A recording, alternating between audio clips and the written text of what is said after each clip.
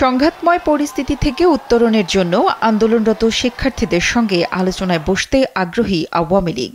তবে এ বিষয়ে ক্ষমতাসীনদের দেওয়া প্রস্তাব নাকচ করে দিয়েছেন আন্দোলনকারীরা।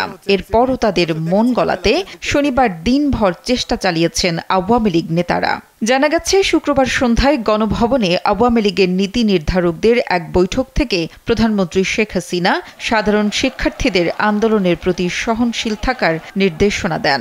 আলোচনার মাধ্যমে সংকট সমাধানের উদ্যোগ নিতে তিনি দলের সভাপতিমণ্ডলীর সদস্য জাহাঙ্গীর কবির নানক, যুগ্ম সাধারণ সম্পাদক মাহবুবুল আলম হানিফ এবং আফম বাহাউদ্দিন নাসিমকে দায়িত্ব দেন।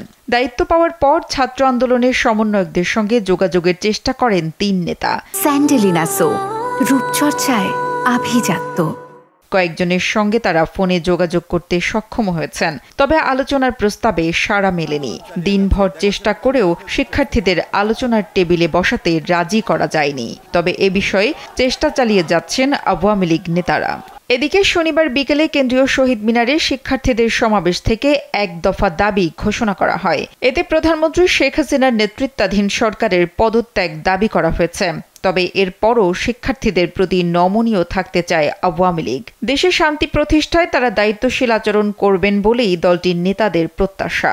আওয়ামী লীগের ত্রাণ ও সমাজ কল্যাণ সম্পাদক আমিনুল ইসলাম আমিন কালবেলাকে বলেন, শিক্ষার্থীরা কঠোর মনোভাব প্রকাশ করলেও আলোচনার বিষয়ে আমরা আশাবাদী। দেশের শান্তি চায় সবাই, শিক্ষার্থীরাও এর বাইরে নয়।